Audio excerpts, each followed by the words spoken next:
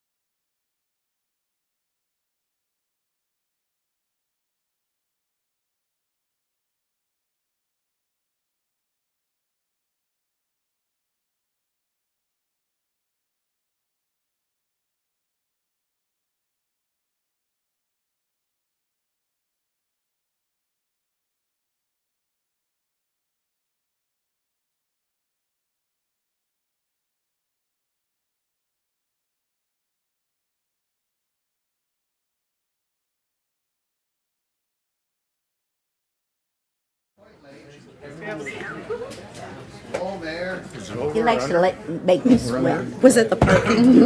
Yeah. What's that? I said, you just wanted me to sweat. Heart starts pumping. Almost fell asleep.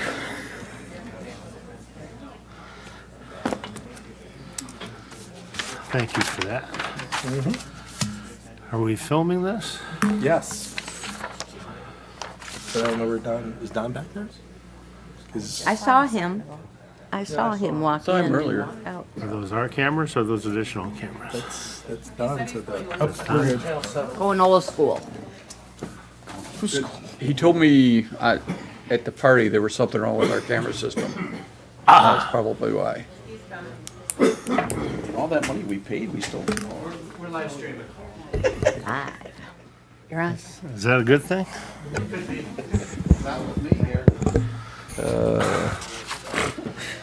Hello, Michael. You might want to take a back seat. All right, well, I Tone think down that his we hair. are. I'm done.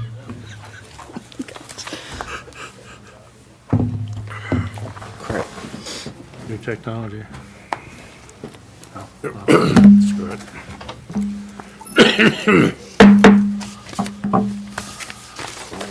Happy New Year, everyone.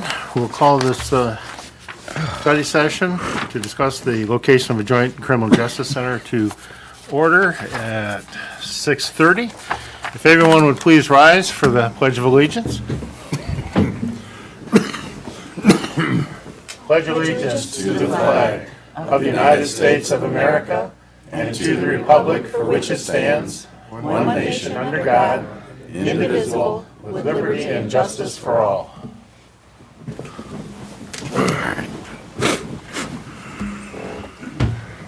All right.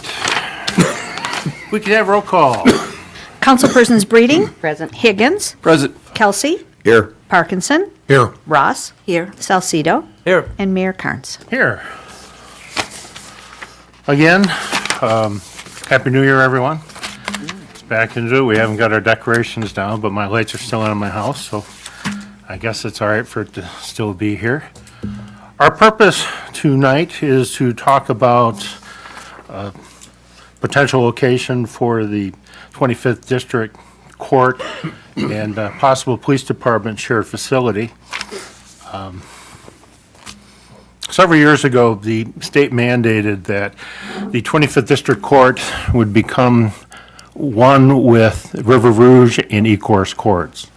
And this was to take place at our building. No real additional funds or anything were allotted for that. It was just to make it work.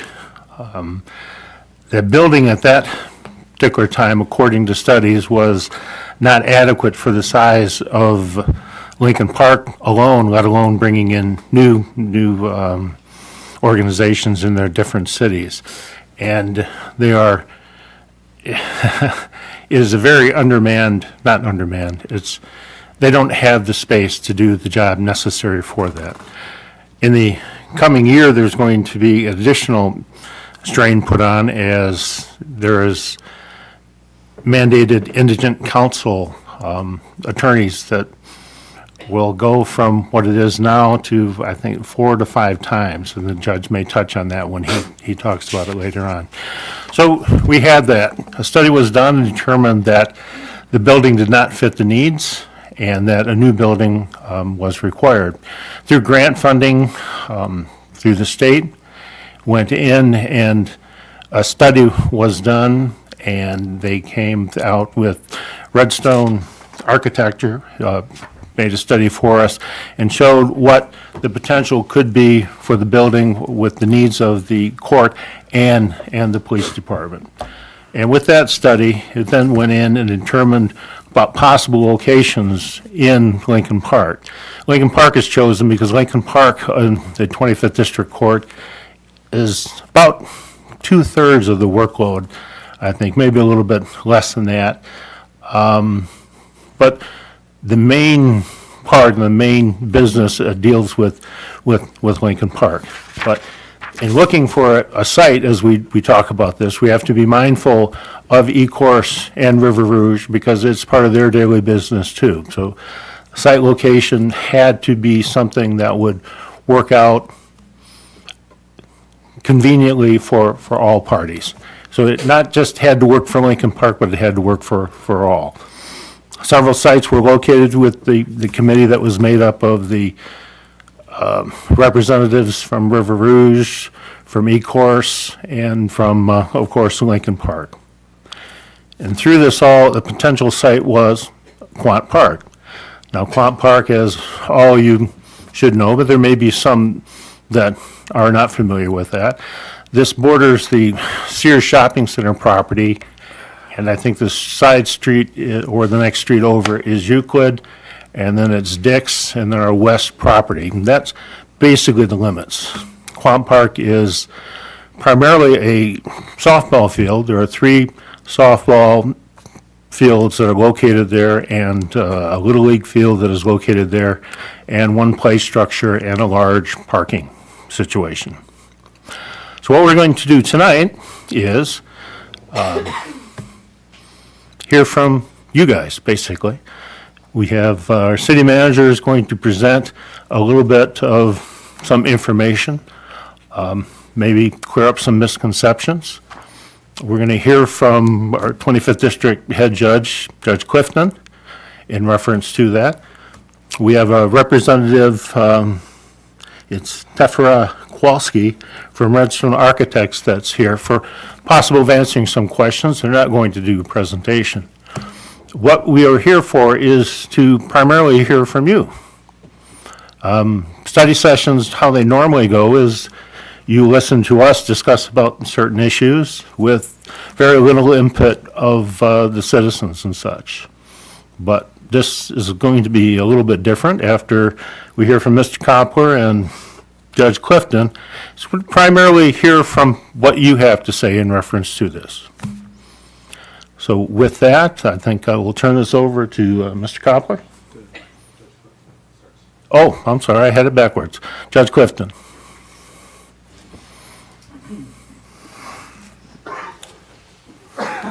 Good evening, members of council, mayor, public officials, and our public that is here.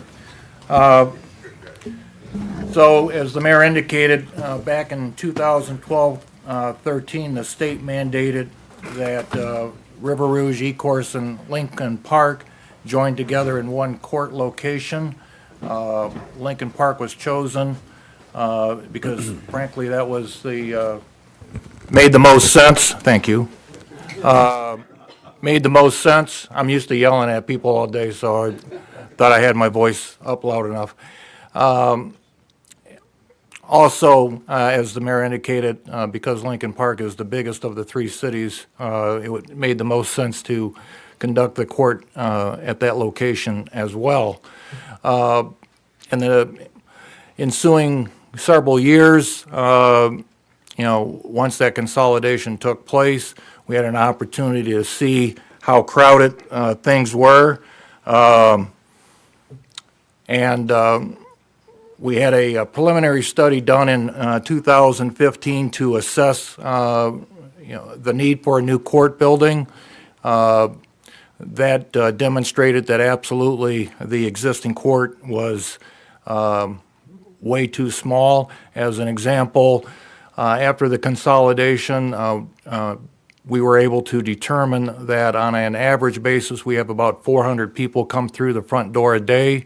If you've ever been to the court building, there's a parking lot for court employees and the public that has about 33 spots in it. Approximately 20 of those are for court employees, so generally we have about 13 to 15 parking spots a day in the parking lot for approximately 400 people that come through. So it's a madhouse every day trying to find a parking spot. There's a line down the sidewalk waiting to get in.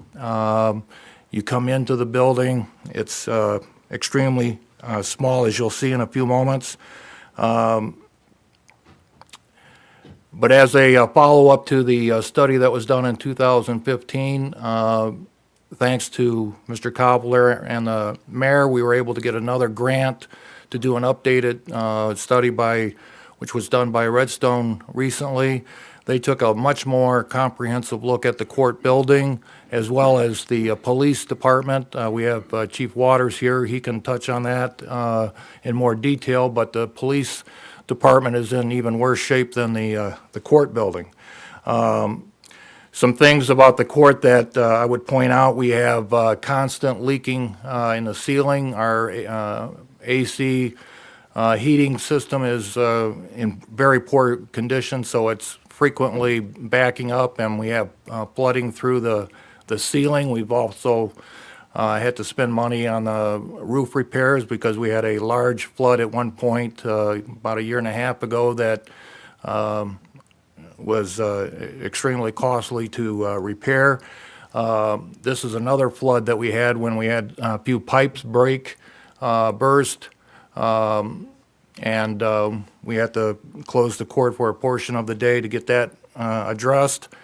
As a heating and cooling, it's actually kind of humorous sometimes because in the front portion of the court where the clerical staff are, it's so hot. I don't know if you can see that thermostat, but it's 82 degrees.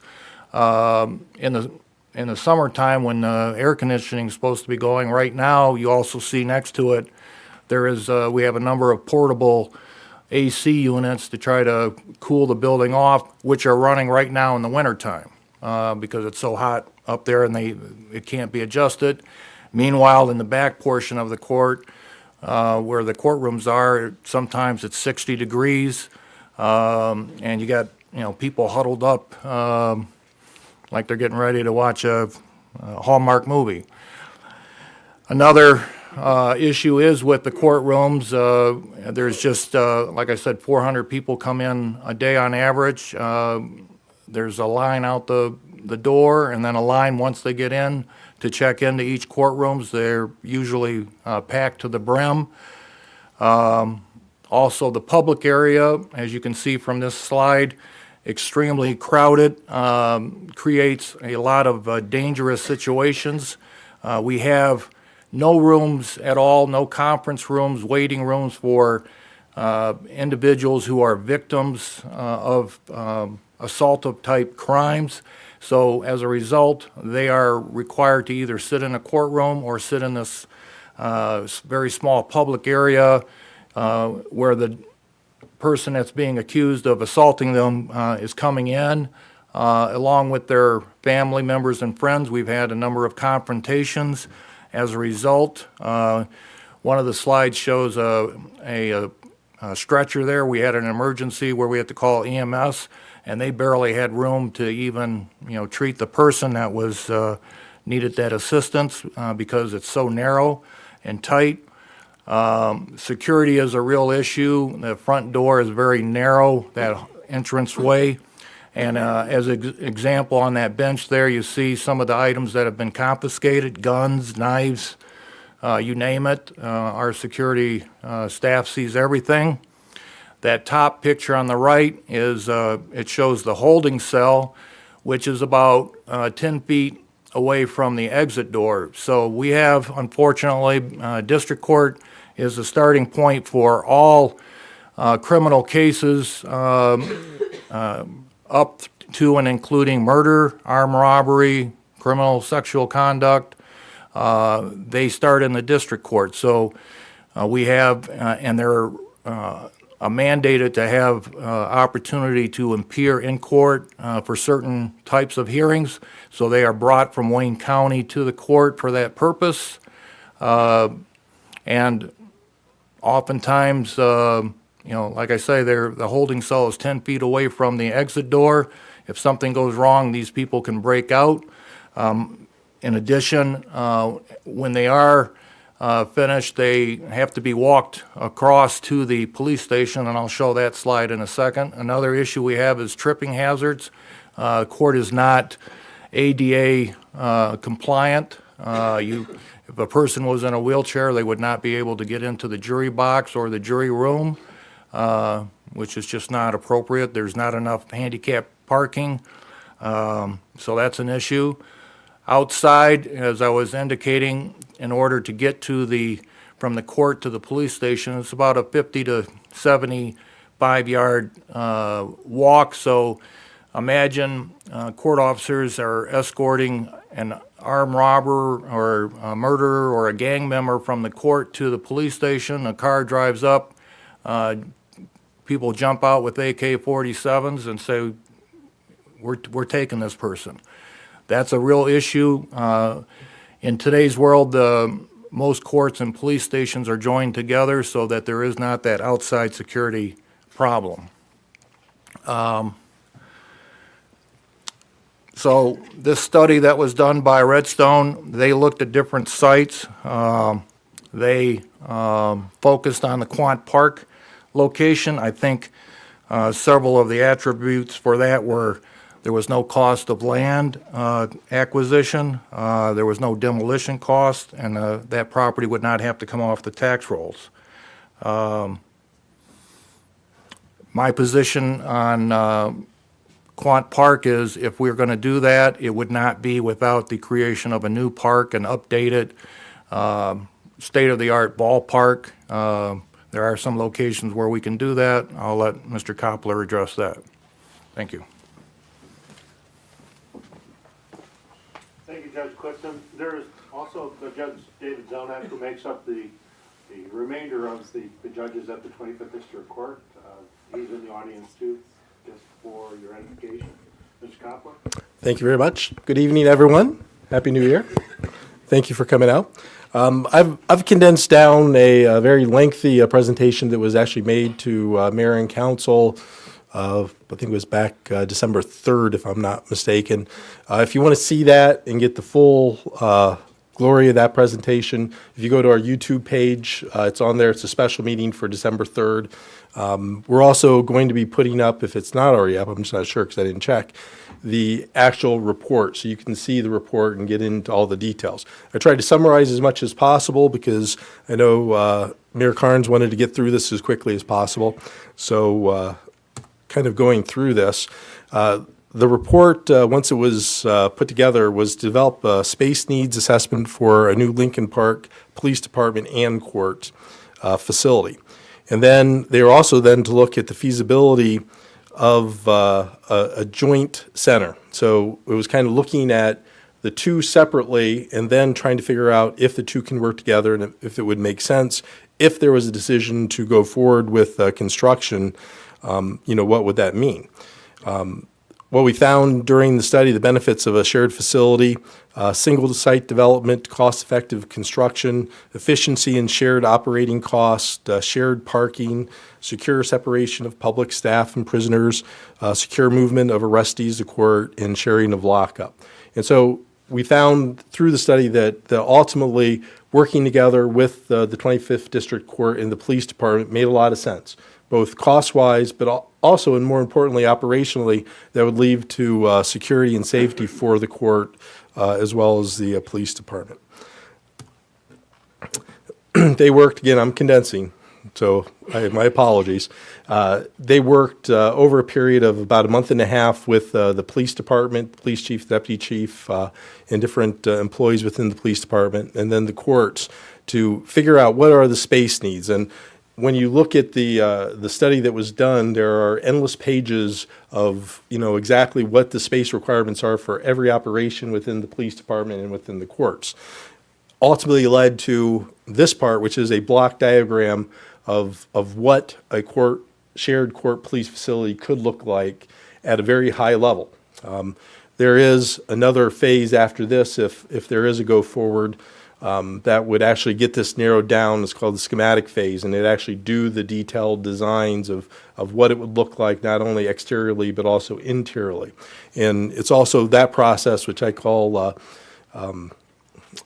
value engineering phase, from my perspective, where a lot of what we're talking about today could actually be reduced or expanded upon, because you actually get into the nitty-gritty of how things work and what the real space needs are of that.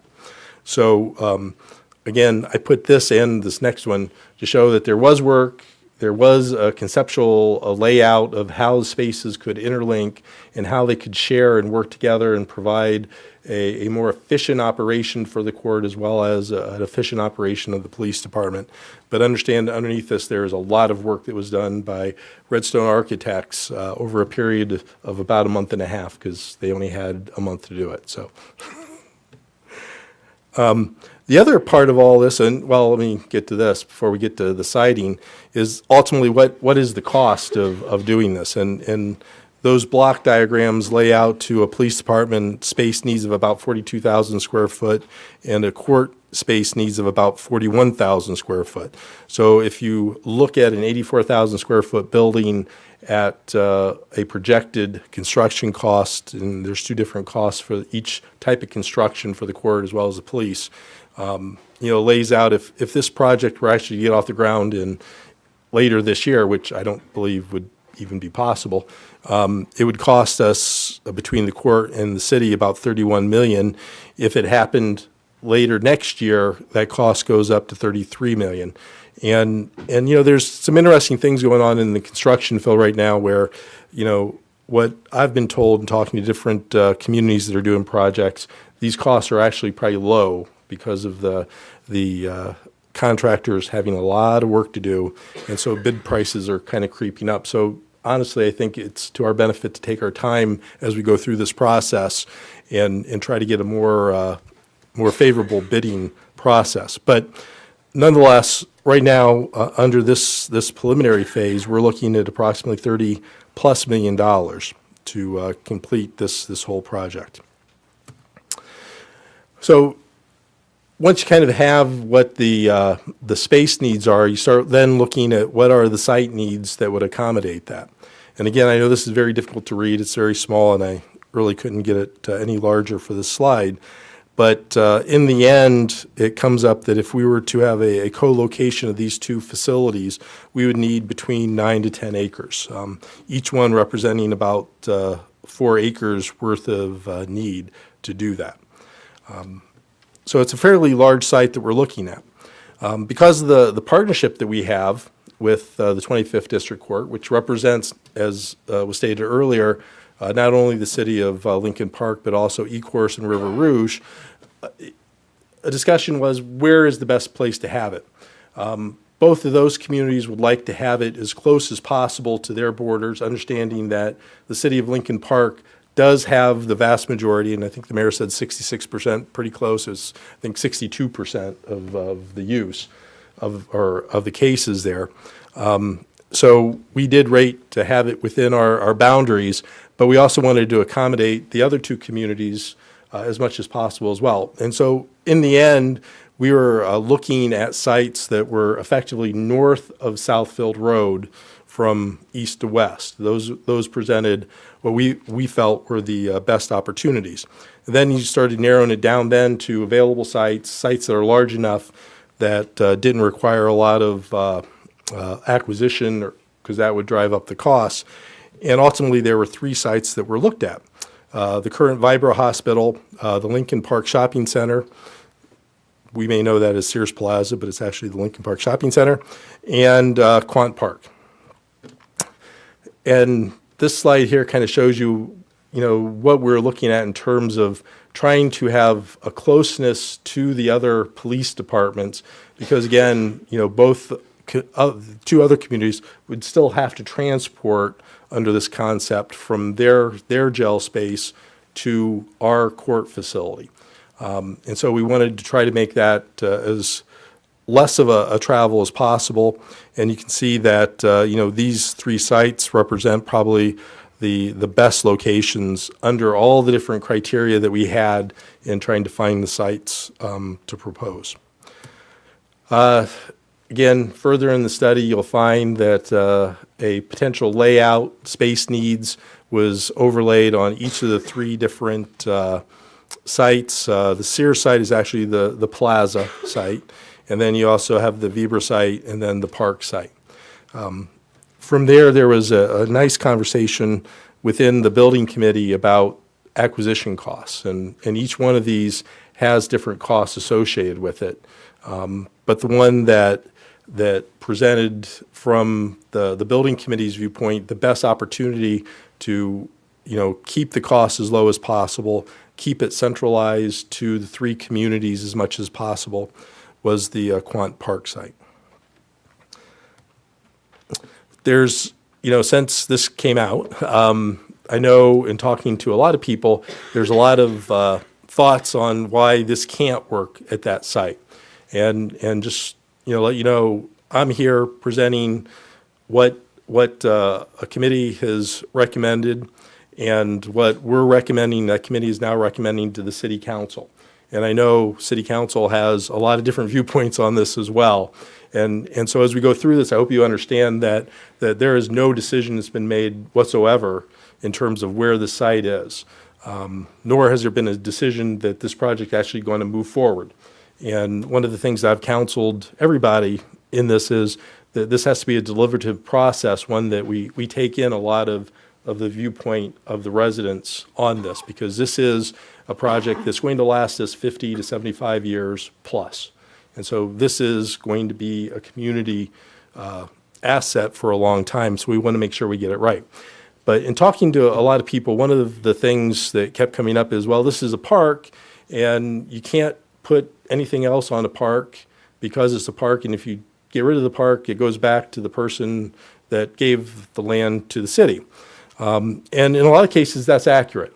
There are different parks actually in the city of Lincoln Park that land was given to the city, and there's what is called a reconveyance clause within the deed, saying that if you're not going to use this as a park, it comes back to my family, my heirs, or whoever is alive that is in that chain of custody for that property. This particular case, the city actually acquired the property from the state of Michigan back in 1941. And they did so, and I can't remember exactly what the commission was. I don't think it's around anymore, actually. They changed it many years after that. Back in 1941, this property, I believe, was taken for taxes by the state of Michigan. They put it out for bid. Nobody bid on it, so the city said, hey, since nobody else wants it, we're willing to take it. And the only way the city could take it was if there was a public purpose. To be honest, I don't think they had a public purpose, but they knew that they wanted to have control of this land going forward. And so they were able then to purchase it from the state of Michigan. There is a reconveyance clause in here, but it's not one that really is of any importance today. The deed, and if you can read it, you win. It's a little small and fuzzy there. But effectively what it says is that if the city owns this property and conducts public purpose on this for more than 10 years, after 10 years, it's the city's free and clear. You can do with it what you want. But if within that 10-year window you don't have a public purpose for it, or you don't use it in a public purpose, then it goes back to the state of Michigan. So obviously, because the city still has it, it must have had some public purpose for that 10 years. And then, in fact, in I think 1954, the city subdivided this land and sold it to Sears, and another part was sold to ultimately the Plaza at some point as well. But the remaining property was made into Quant Park. And so technically, under this, there is no reconveyance clause, so the city has the clear right to do with it what it wants. If any of you are around for 1988, how many were here in 1988? Possibly in this room. Because in 1988, the city had put out a possibility of selling Quant Park to a developer. And I don't know all the details of that, although I read quite a bit here in the last 2 months about it. There was a lot of, misconception at that point as well, one of which being, well, there's a reconveyance deed clause, and if you take it out of the being a park, it has to go back to the previous owners, which again, we just showed that's not correct. But there was an issue at that point, and it's still an issue that would have to be addressed in some way if this project were to go forward here. And that particular issue is that if you have a park and it's in the master plan, that property is listed as a park, you can't just say it's no longer a park. There's actually a process in the state law that says that if you want to sell that property for another purpose, you actually have to go through the voters, and they have to approve that change from a park or not. I will say that what is being proposed here is not a sell of land, is still be owned by the city of Lincoln Park. But there's still a question in my mind how this relates to that particular state law. And so we've asked the city attorney to give us something in writing that would clear that up for us. And that has not been finalized yet. But again, I think there's ways that if the mayor and council and the 25th District Court Building Committee ultimately get together and say, we want this to happen and the public is supportive of this, I think there are ways that we can go about it to make it happen. But there's still some things that, still have to be cleared up in that. But I'm going to shut up now because I've run out of things to say, and it's been a long day, and we want to hear what you have to say about all this. As we go forward, I know that if there's questions, we have some people here that can help identify those questions. If we can't answer it, we're going to make note of that, and we'll put up on the website answers to questions that aren't answered here tonight. I don't know if the mayor had indicated earlier that this is the start of a process. I mean, this is not a decision that's going to be made here tonight. It's not going to be a decision made Monday night by the city council. This is going to take time, a deliberative process to get to a final conclusion, what is best for the community. So we would ask that you work with us through this process to understand what can happen here and what should happen and ultimately what will happen. So thank you very much for listening, and I'll turn it back over to you. Thank you, Mr. Copper. The committee at the onset, as they're considering Quant Park, is nobody wanted to eliminate a park for the city of Lincoln Park. This is more of a, as I look at it, as a what if we could bring this 25th District Court police building into that Quant Park area and then develop a different area as a park where we could update different facilities and offer things to citizens that we don't have now.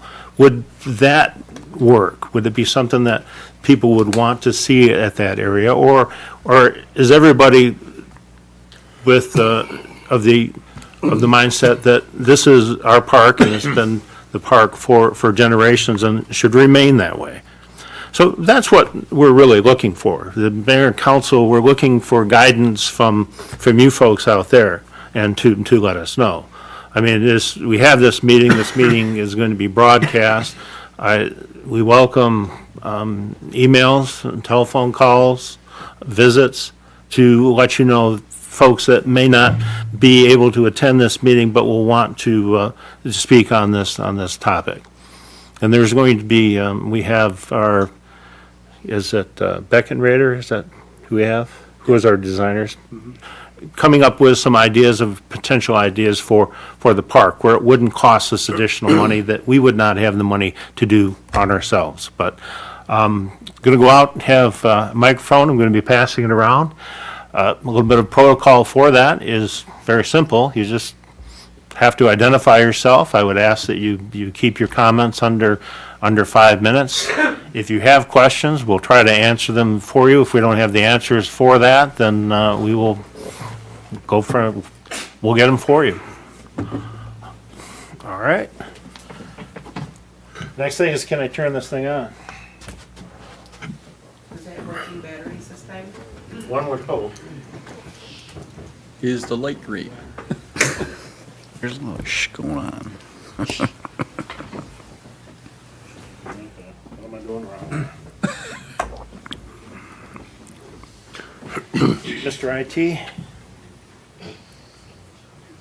On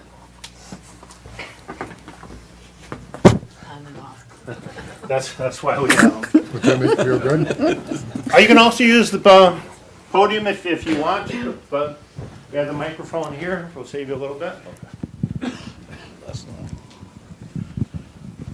Council, my name is Dave Cruz. I'm the current president of Lincoln Park North that's residing at Quant Park. I have a statement here. For 65 years, Quant Park has been the spring and summer home to hundreds of Lincoln Park kids looking to play baseball and softball. We understand that the city of Lincoln Park owns the land already, and the park may look empty right now, but come February, the volunteers of Lincoln Park North Little League start to get the park ready for the season that starts in late April. From this moment until the middle of July, our park is full of kids and families making memories that will last a lifetime for these kids. Little League Baseball gives families a program to keep children engaged and active in the spring and summer, and builds a solid foundation in becoming upstanding citizens with skills learned through Little League.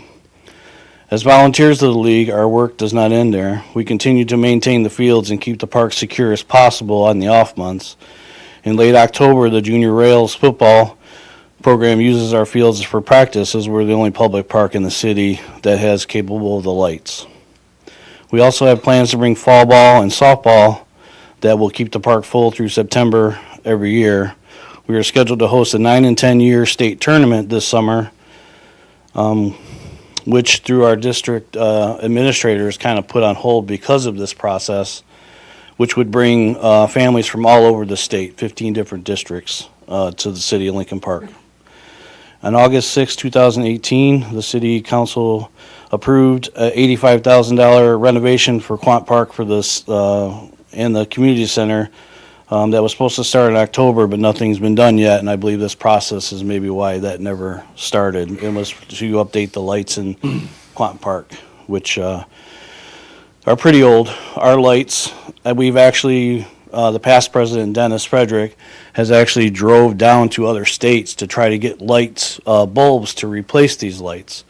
We've gotten them off eBay and other stuff like that to try to renovate these lights on our own at our own cost. As previously mentioned, that we know it's easy for the city to build on a property that they already own, but think about what you'll be taking away. The citizens have moved from Lincoln Park always come back to see a game and know that the park is still there. The roots of Lincoln Park run even deeper than that.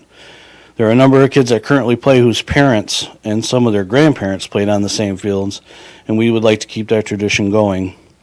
We hope to see you this April as we begin our 66th season of Little League Baseball and softball, and we hope to see be there for 65 years more. The only other thing I think you or somebody talked about, we have the front field, which was at Munden? Munden was the softball field. So we actually have 3 hardball fields. The softball girls play on there occasionally, but there's 3 hardball fields on there. So in moving forward, And just to follow up on that and the concerns about Lincoln Park North, I played Little League growing up, so I have a great love for Little League. And as I said, I would not do this at Quant Park unless we got a new park in its place. And Horger is a perfect place if that can be done. And, my take is, you were talking about, the ball fields and vandalism and concession stand. If you're starting, if we use Quant Park and we don't have to use as much money for acquisition, we don't have to do demolition, we can use that money to create a new park, state-of-the-art, ball fields, dugouts, very attractive to our young kids to come and play. And constructed in a way that's a lot more safe, frankly, than Quant Park, which is very spread out. So if you have kids playing on different diamonds, I know as a parent I would be concerned about what's my kid doing over here while I'm over here watching my other child. So Horger is a very viable location. But we don't own it yet. Evening, Mayor, Council Richard Kudrak. The first thing I want to talk about is $31 million. If you're going to combine the police station with the court, Lincoln Park will bear the vast majority of the expense of $31 million. That's the cheap end. If you do it next year, it's even more. Obviously, we need to know how much this is going to affect our taxes. We need to know that before we can feel warm and fuzzy about this whole thing. Number two was, is there any way to repurpose the old and existing police station and courthouse after the sale to generate revenue and lower the cost of the new courthouse and the police station? Number three, I saw that December 3rd meeting, and I was surprised they want to put the court on the second floor and the police station on the first floor. Now, courtrooms are public. The police department's not. I would have thought the court would be on the first floor, the police station would be on the second floor. Just my thinking. I'm sure there's a reason they did it the other way. But I'm just one of those weird people who's waiting for the Walmart. When Sears closes and Grand Sackwa puts a Walmart there and you have that parking lot full of Walmart customers from God knows where, I haven't seen anything where you're talking about security for the police department and the courthouse from tens of thousands of people daily that are going to be in that Walmart parking lot. And I really ought to think about that. Thank you very much. Thanks, sir. Anyone else?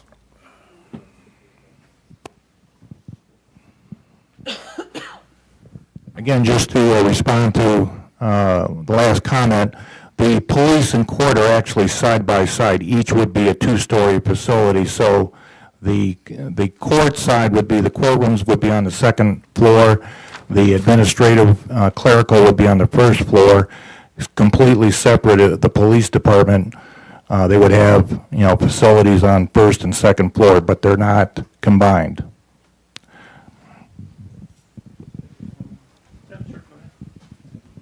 Also, when you start talking about other parks and stuff, and if the Horger, obviously we don't own the property, but talking about, when he's talking about a new state-of-the-art park, I would like to give my information to all the council members.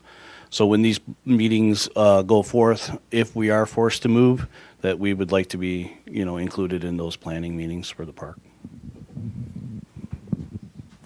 We'll be forming, this moves forward, we'll be forming a committee for that, and you're welcome to take part in that. Absolutely, we'd love to have you.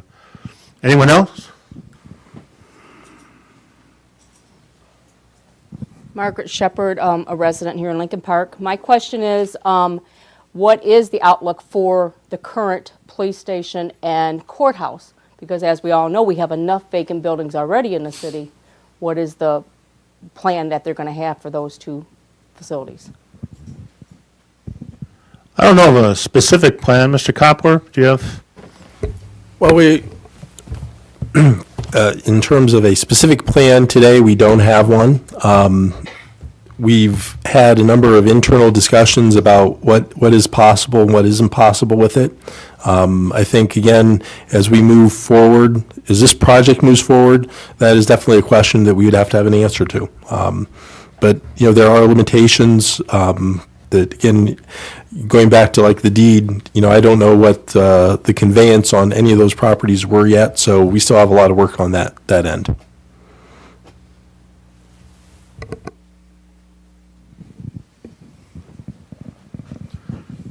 Mike Horvath, resident. I'm just curious, the Ford Field, that's a pretty good sized field. That is owned by the city or is that owned by Ford?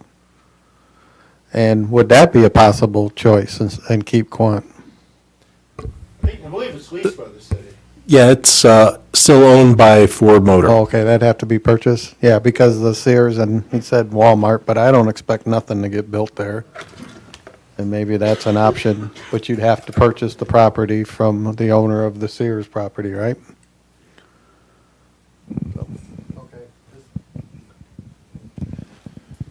Okay, before we go, is there anyone new before, I want to have everybody a chance to have conversation, and then I'll go back to repeat. Yes, sir. Good evening, Mayor and Council.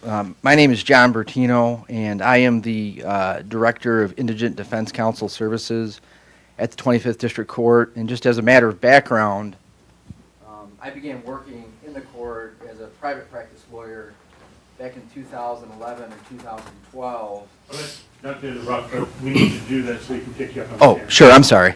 I began working as a private practice lawyer in the court back in 2011 or 2012, and then 2013, 2014, I did some work for the City of River Rouge as a prosecutor and assistant city attorney, which ultimately led to my position as assistant prosecuting attorney under City Attorney Zelenak for the City of Lincoln Park, which my tenure ended at the end of November when I accepted this new position. So what I'd like to do is just offer a little bit of personal perspective relative to the space limitations in the current physical structure. I don't think there's a whole lot of debate over that issue, but I think maybe I can illustrate it a little more with some of my personal experiences. My new position is basically to oversee the implementation and maintenance of compliance with the Michigan Indigent Defense Commission Act.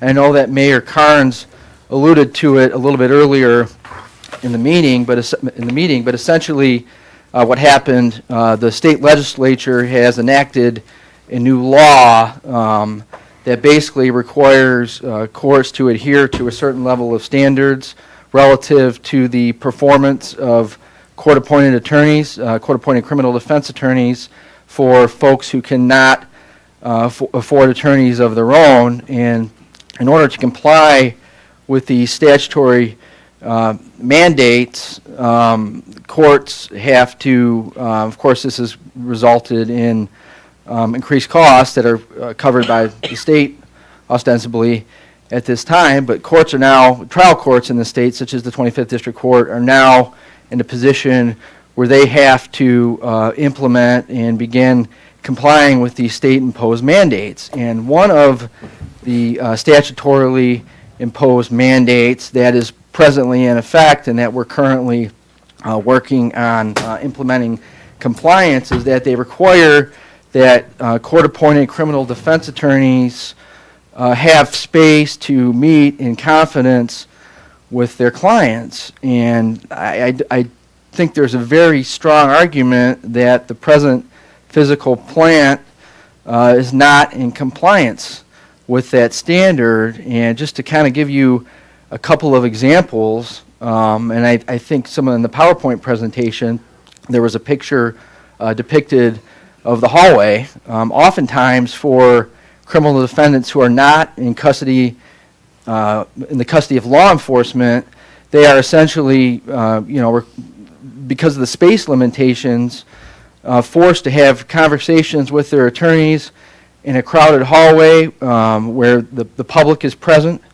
or in the back of an occupied courtroom while court is in session, or maybe in a recess, but there are still people sitting in court waiting for court to commence, or in the judge's jury rooms, which because of the space limitations also serve as a quasi-office for the collections clerk. The prosecuting attorneys oftentimes operate out of there, and I know there's an additional use for that space too. So for the folks that are out of custody, In light of given the space limitations, it really is an inadequacy of space for these indigent criminal defendants to be able to have the required confidential conversations that are now required by statute, by law, with the court-appointed attorneys. And with respect to indigent criminal defendants who are in the custody of law enforcement, oftentimes accused felons who are at the court for a probable cause conference or for a preliminary exam, while the in custody defendants, the folks that are in custody of law enforcement, while the conversations with their court-appointed attorneys generally, for the most part, don't occur in the public areas of the court. They do occur in sort of a private corridor of the courthouse that is not open to the public, but it is open to court staff. And I can, from a personal standpoint, I can tell you that oftentimes, because of the space limitations and with those conversations being conducted just outside of the holding cell, it's often within the earshot of court employees. And I'm certain that does not meet the required confidentiality threshold that is mandated by statute now. I know Judge Clifton, I'm almost done, but Judge Clifton talked about there not being space for, just to kind of switch hats a little bit, I'll go back to my prosecutor's hat, space for crime victims to meet with, or crime victims to have privacy from their, the accused defendants. I can tell you just anecdotally, a former classmate of mine came down to the court to conduct a hearing as a special prosecutor on a criminal sexual conduct case, which by its nature, is a very, I can't come up with the right adjective, but is a very sort of sensitive type of case. And I can tell you that she personally commented to me, and this was a couple years ago, with no prompting from me, about the woeful inadequacy of space for her victims to be in a private area and not have to be in a courtroom or in a public area and have to sit in a courtroom with criminal defendants or their families. And just as a secondary point to that, I can tell you that the prosecutor's office in the courthouse is extremely small. There is limited egress out of that office. It is tucked in a very isolated hallway or corridor of the courthouse, and oftentimes it is just the prosecuting attorney and a criminal defendant meeting. I think that arguably poses some potential safety concerns, and while the vast majority of conferences between the prosecutor and criminal defendants who are unrepresented are go without a hitch, there are times where folks who come into court are agitated, they are upset. I personally experienced this once or twice. And if somebody becomes hostile or irate, there's really nowhere for that prosecuting attorney to go because there's one door out of that room. So just sort of in summation, and again, I don't think there's a whole lot of disagreement over this. The space in the courthouse is not suited to what is needed. And so I just wanted to emphasize that. Again, I'm trying to offer my personal experiences. I think, when I'm able to offer anecdotally along with what you could clearly see on the PowerPoint presentation as to what is depicted, I think you'll see that as well. So sorry that it took so long, and thank you for your time. Anyone else that hasn't spoken yet?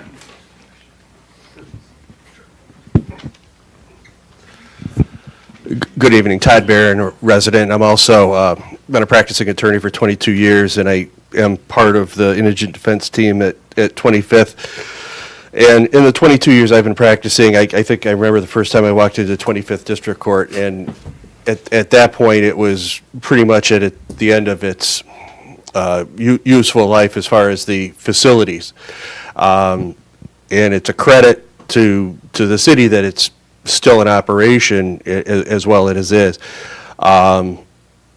There's not a doubt in my mind that the city needs new facilities, and if anybody has any question with regards to how joint facilities would conceivably operate. There's a number around here that I'm familiar with. Wyandotte has a joint facility. Dearborn Heights has a joint facility. Dearborn has a somewhat joint facility where the buildings are attached, although they're not stacked like they are in some of the areas. But from my standpoint, and I have to agree with Mr. Bertino, I'm put in a position where I'm talking to clients who are handcuffed to essentially an office chair, which is kind of ironic because my client has been given a weapon. If he wanted to pick the chair up and hit me over the head with it, he could. And that's the reality of some of the security issues there. And there's not an easy solution because there's nowhere to go on that building. I would be opposed to taking Little League parks away in favor of a courthouse, but there's got to be a solution, and there's not a doubt in my mind that a new facility is sorely needed.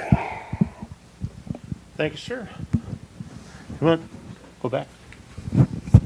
Only question I got is, Judge Clifton said that they were going to look at a new facility for Little League. Under your projected schedule, you're saying June 2020 is what you're looking at. That would be right at the end of Little League season. What's your guarantee that you would have the new facility built by time the next season starts and these kids don't miss any games? So, well, if I could first, I think the reality of this project starting even in mid-2020, in my mind, is a reach. And I may be totally wrong, and the world surprises me on that, but I think that's still aggressive. I think, though, let's say that's the case, though. I think that we would, if mayor and council gave the go forward on this, that we would sit down immediately and start looking at how to bring this all together. So at the point in time construction would begin, that there would be fields available at that point in time for the Little League softball, whatever is the case. I think, again, there's a buildup before you get to construction. And honestly, if we built a field, this spring, I wouldn't be letting you play on it, anytime this year. You'd be playing on it the following year anyways. So I think, there would be time built into the overall process that we'd be able to get those kind of logistic issues taken care of. To add to that, and to also address a question by Mr. Kudrick, about a year ago, we started a building fund toward the purpose of creating a new court building. We have significant money in that fund already. If we were to use Quant Park, I would only agree to that as a member of the committee. I would only agree to that if before shovel was laid into Quant Park, a new ball field was created. In other words, we would have a state-of-the-art ball facility before we started any work on a court building. We're not going to touch Quant Park if we don't have another place for our kids to play. All right? And we have the money already to do that in this building fund. To address the question of Mr. Kudrick, in terms of, is it a lot of money? Heck yes, it is. But the court portion, remember, is shared by 3 cities. And the court takes in enough revenue with this building fund that we have started for the court to principally finance, I would say, the majority of the cost of the new court building. So Lincoln Park would be responsible for the cost of the police station, and it's still a significant amount of money, but there are alternatives, financing alternatives available for that. And as the mayor, Mr. Koppler, has indicated, nothing is going to happen unless it's financially viable. And that's going to be up to the people at the end of the day as well, whether they agree to it. But, up to now, we have not spent $1 of city funds. We've gotten grants to do the initial studies. We're seeking a grant to do the more detailed schematic study. And at the end of the day, I do think this is financially viable. Thank you, Your Honor. Anyone else?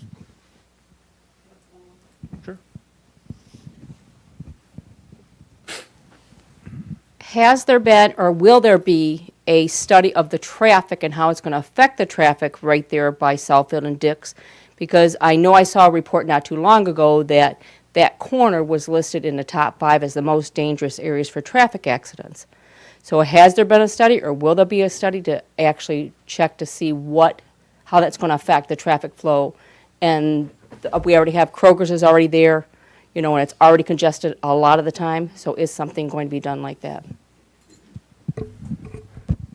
I think independent of this project, we are advocating to the state of Michigan to take a look at that intersection. I know that I think before I had arrived here, so it's 2015, 2014, there's some work that was done, if I'm not mistaken.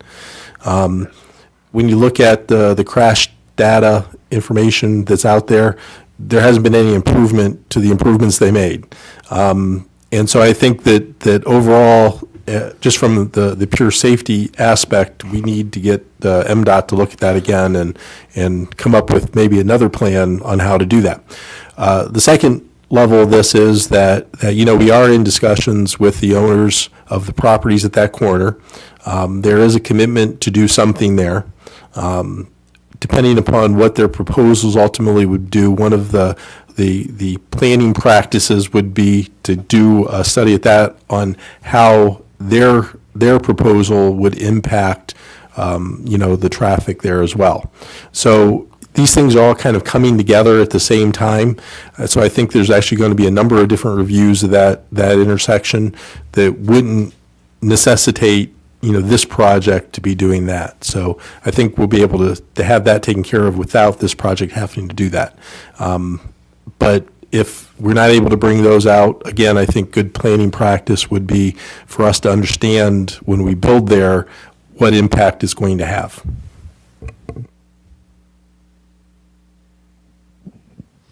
Anyone else from the audience? All right.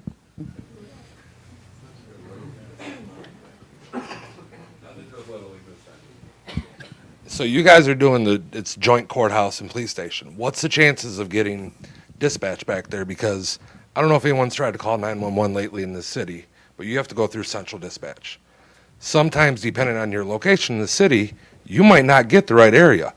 I ran a business late at night in Lincoln Park towards the outer drive end, and if you called 911, you would get Melvindale dispatch, then they would transfer you to central, then they'd have to get that to Lincoln Park. So by the time, say you had a fight at a business or a bar, by the time the cops get there, everyone's gone and you've got people injured everywhere.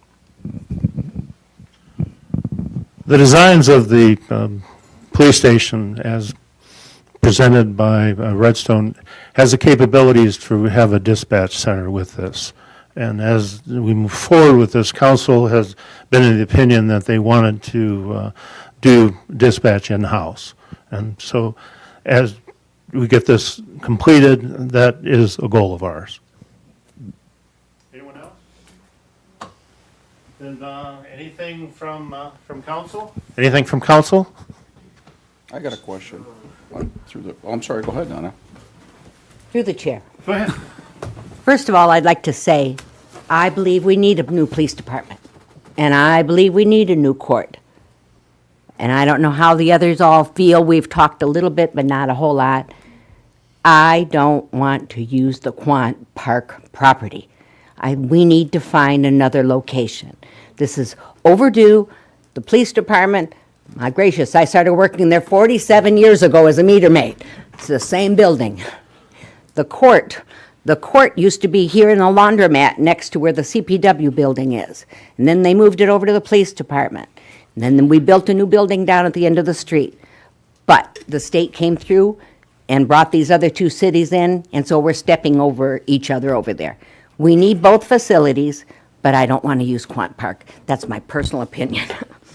All righty. Chair. Well, I think Councilman Kelsey was next.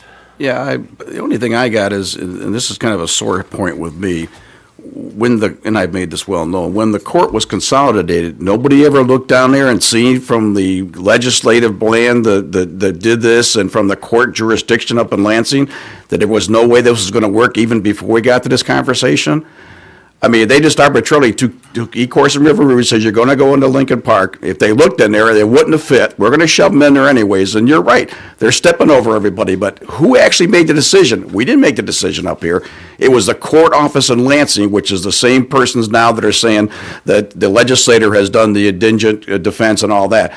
I'm missing something someplace as a local politician. I says, what happened to the fact that they didn't do their due diligence, at least walk over there and say, hey, this ain't going to work? They just arbitrarily canceled the courts in there, put everybody in there, and I guess that was my question, is that, you know, the court has to be, and I agree with Donna, we need a police department and a court, but I'm confused how we get here. You know, we're standing here all of a sudden saying, we got to get rid of Quant Park, I mean, this is one of the proposals, we're going to spend $30 million, not that much for the court, but still, and who created this whole mess? It sure wasn't the local people here. It sure wasn't the politicians here. We weren't even asked they were going to do it. As a matter of fact, they just told us they're going to do it. Yeah, and I'm like some of the gentlemen in the audience. I want to be brought to the party. I don't have a problem if you're going to do something, but I want to be part of the solution to the party, not after the problem when they do everything and say, okay, here's your thing. This is what we're going to do. I mean, that's the only thing that really rubs me kind of raw, because I'm the one that answers to the politician, or to the local residents here. Lansing doesn't come down here and sit up in this chair and say, hey, guess what? This is what we did and we'll take the heat for it. Nobody comes down here. Nobody from the court up in Lansing, nobody from the legislative office.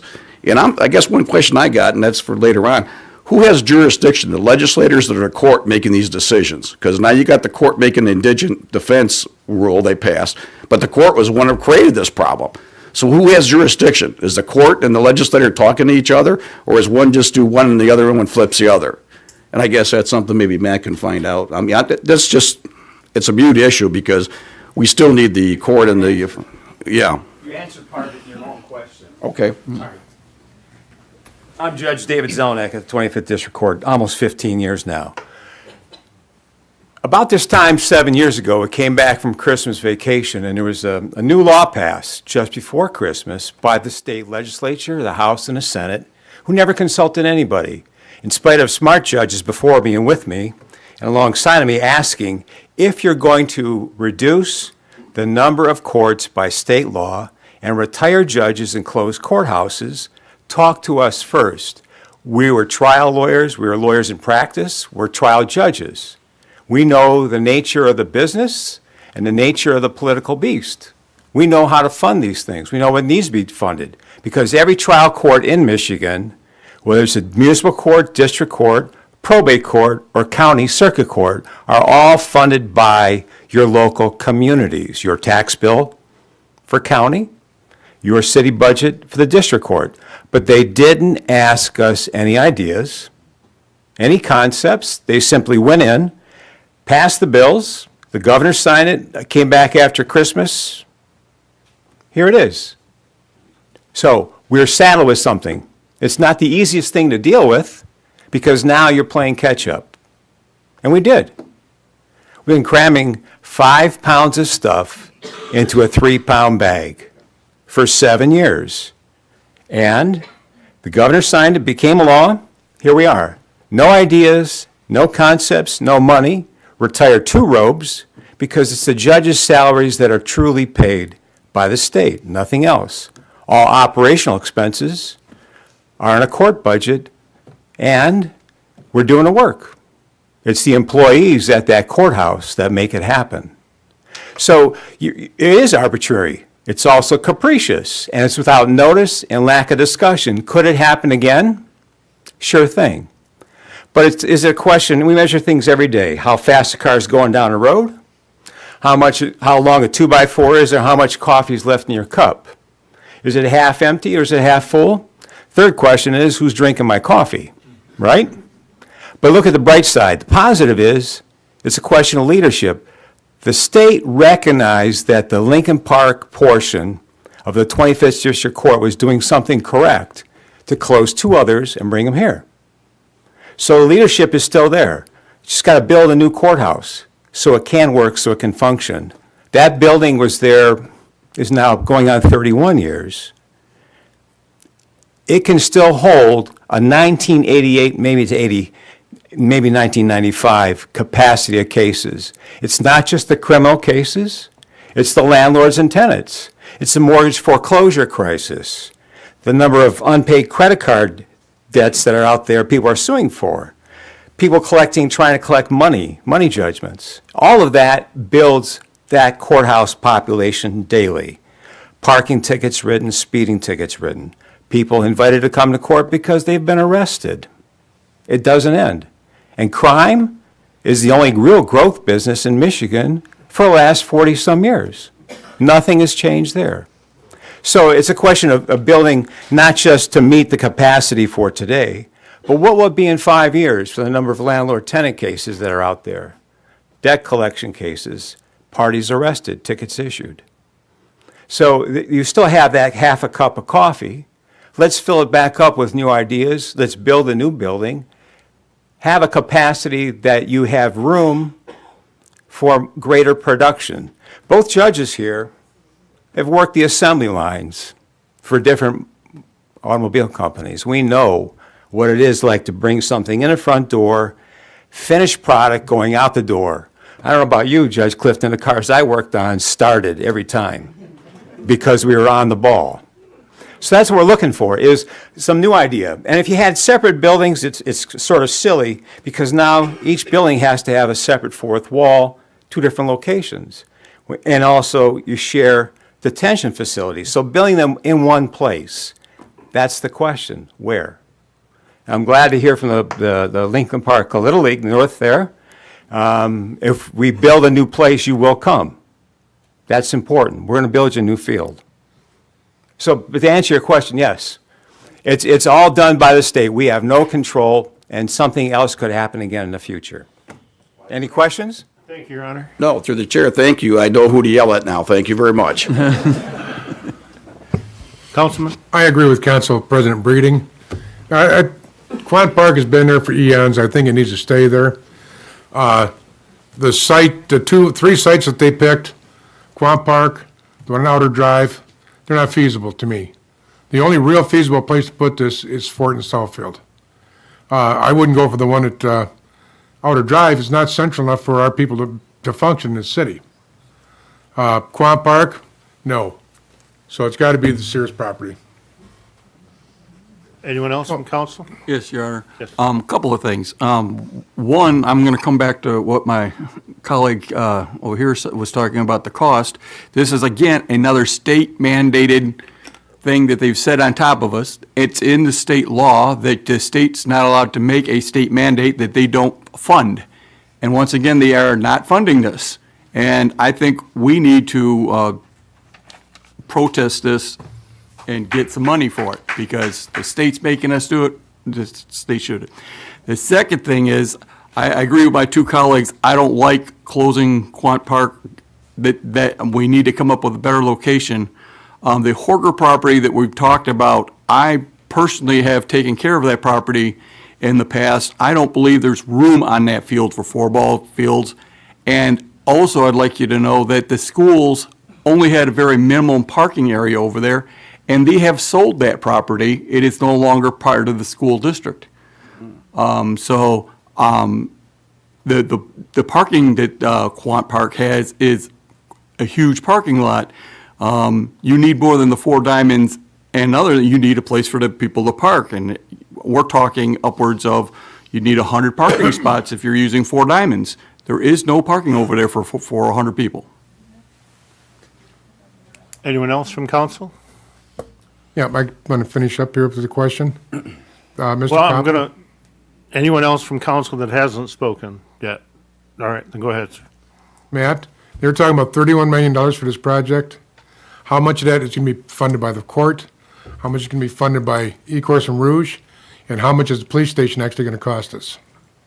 Well, again, if you look at the numbers that were in the study, and I showed you those as well, the cost is estimated to be pretty evenly split. It's about $15 million if it were to be built this year each. Then the following year, if it were built, it's about $16 million each. So that's kind of the breakdown with that. The way that the court right now is funding, they have a fee that they add on to the cases. That has raised to date a little over $1 million. By the time we get to actual construction, at the earliest, my guess is that's going to be up around $2 million. So you take that off the top. They're generating about $500,000 a year. So it gets to a delta of about $400,000 at the current costs. But as I suggested, that when they get into the schematic phase, there may be some value engineering going on that we see a reduction in those costs. So from the court perspective, I think, there's a small amount that would have to be made up by the three communities, understanding that Lincoln Park pays right now, I think, is 62% of the bill for the court. So whatever that remaining part that's left that's not funded by the fees that are being collected, 62% of that would be the city of Lincoln Park's responsibility. As it relates to the police department, that full boat is the city of Lincoln Park. So whatever that cost is going to be bore by the city of Lincoln Park. And again, I think that when we get into a schematic phase with this, there's going to be some value engineering done that in the end reduces that overall cost. Not being an architect, I have no idea what that new cost would be, so I'm not going to guess. But I think there are some ways that things can be done to try to minimize any impact on the taxes of the city. But to be honest, we have to get to the next phase to start looking at those. So at this point, I think the numbers are pretty conservative in terms of what the cost is to expect, but I think there's things that can be done to reduce that. Okay, well, the sticker shock for the people out there, $31 million, that's what they heard. Yeah. $31 million. I agree. Is the $31 million going to be borne by the citizens? Or is it going to be broke up to Ecorse, Rouge? Well, again, and we'll for easy purposes here, we'll say it's $15 million for each. The $15 million for the court, again, the court is going to be able to fund through their operations and the money that they've earned by adding the fee is going to be able to fund probably 3/4 of that cost for the new court building. So the remainder, 62% of whatever that number is, would be borne by the citizens of Lincoln Park. The $15 million to build a police department is going to be 100% borne by the citizens of Lincoln Park. Is Ecorse and Rouge bearing any of the costs on this? So For the police department? not for the No, the police court. department. They would make up the remaining percentage, so the 28% that the city of Lincoln Park doesn't pay for whatever the delta between the operational cost, 38 percent would be borne by Ecorse and Rouge. Okay, so the sticker shock of $31 million is gone because we're only going to be paying about $15 million, you're saying? 15 million and whatever is left from the courts for that 62%. Thank you. Anyone else from council? Okay. Mayor, Yes. if I Go can ahead. just make a comment too. I just want to say that in moving forward, we have to make changes. So just kind of keep an open mind, and if we're going to ask other companies and corporations to come in and invest in the city of Lincoln Park, then we have to be willing to do the same. We need to invest in ourselves, and I think we're worth it. Thank you. We thank Ms. Kowalski for being here today, as well as the two judges and all the representatives from the 25th District Court that are out there. Again, we're looking for information on this. This is not a done deal by any stretch of the imagination. So please talk among your neighbors, have them give us emails, phone calls. We'll be glad to have that, and we'll answer any questions that you possibly have. And thank you all for being here tonight, and I will entertain a motion to adjourn. Don't Support. I've been overruled. Have a good night, everyone. Good night. That was quick.